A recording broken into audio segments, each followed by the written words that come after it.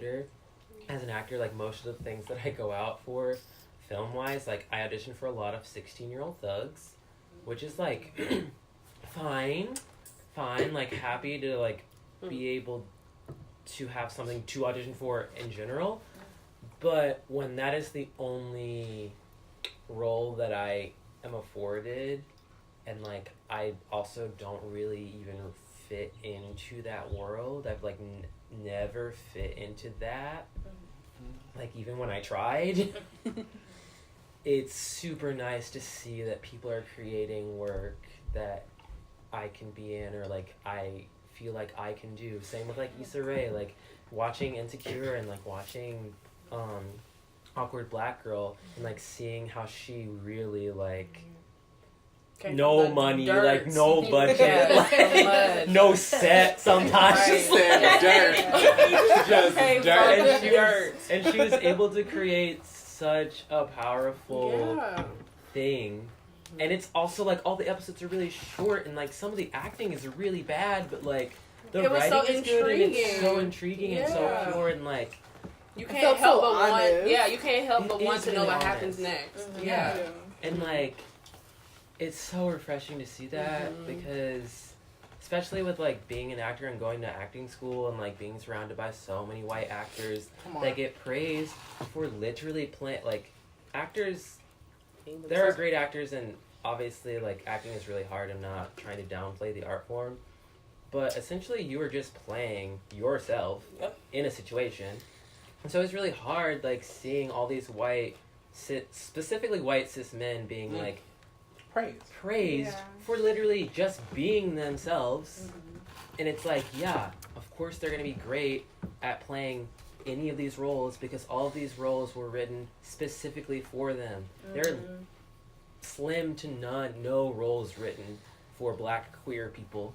And if there are roles for us, we're drug addicts, we're, like, dying, like... Yeah, we all have, like, an addiction to something, or we're assholes. Yeah, we can't just, like, exist. Yeah. Which is really important when it comes to film.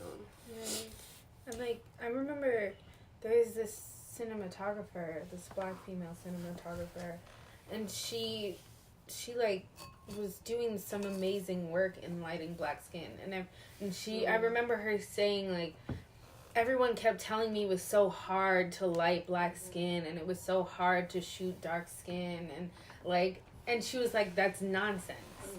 And she was like, and people were giving her so many compliments on, like, how amazing everyone's skin looked, and she was like, I just wanted their skin to look as good as I saw it. So I think that's why it's so important to have you guys behind the camera and looking through your eyes and seeing what you guys see. And that's why I love cinematographers, though. Yeah. Like, I have such a special place in my heart for them. Yeah, it's important to have those really good eyes, because sometimes directors just don't have it. So, like, thank you for your work. It becomes, like, just based off of what you're saying, it's like, it's a mystery to so many people, like, how to light for Black skin. It's like, it's not a mystery, it's like the same techniques that you use to light any other person, they apply. Like, we're not, like, mystical beings. Like, we are magic, but, like, I am a person, I have flesh, I have blood. Like, the same technique applies.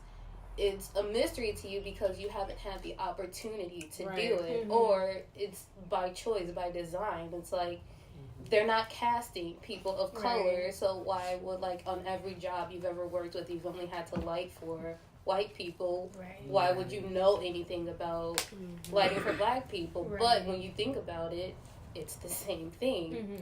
So it's like, it's funny to me. And then it becomes this whole, like, well, we're gonna fetishize Black people, like, oh, look at their cocoa skin and, like, their caramel tone, and it's like, now you're just doing too much. Like, you're making something bigger, making it bigger than what it really is. Right. So that's one thing that, like, I remember the first time I saw, like, a Black trans woman, like, on film, media, anything. I saw Maury.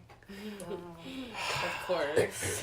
And the, like, titles, like, and they have at the bottom of the episode, and, like, the reader was like, boyfriend finds out that girlfriend is a man, and like no. there's so many of those storylines, Yeah. and like the girl comes out and she's like, yes, I am transgender, like what have you, and like literally the entire audience just starts like rejecting her, like laughing, Right. like gawking, like literally treating her like she's like subhuman. Yeah. Like she's something to be like just like it's just disgusting. And like I feel like we haven't come that far within like any like film, media, television, theater, nothing. Like yes, we have like Laverne Cox on like fucking Orange is the New Black. Yeah. First of all, she's in jail. Yeah. Like she is She gets like put in the shoe. she gets put in the shoe. She gets beat up. Right. Wig snatched. Like fully like just fucked up in the show like Right. all the time. And we had Samira Wiley, but they killed her. They killed her. And there was no need to kill her. No. Like, there was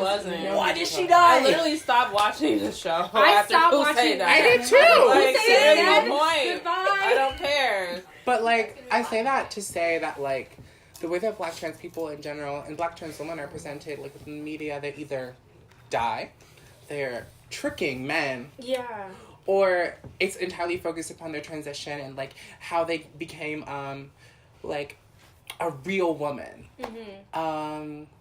Which I find like completely like dehumanizing, voyeuristic, and horrible, and like trans misogynistic, like all of the works. And it just really infuriates me that like there are no playwrights or like creators in general who are like writing relevant, like honest content about black trans women in general. And I really want to be that person that starts like putting them on a page realistically and presenting them with like life problems that don't revolve around them, like dying, getting beat up, like being hooked on drugs, like and like things of that nature. And like granted, a lot of like the storylines they tell are like black trans women like being sex workers, which like being a sex worker is fine. Please be a sex worker if that's what you want to do. Right. But please also don't like put it in the minds of like every other black trans woman in the world that your only like realistic field of like Right. being is like being a sex worker. Right.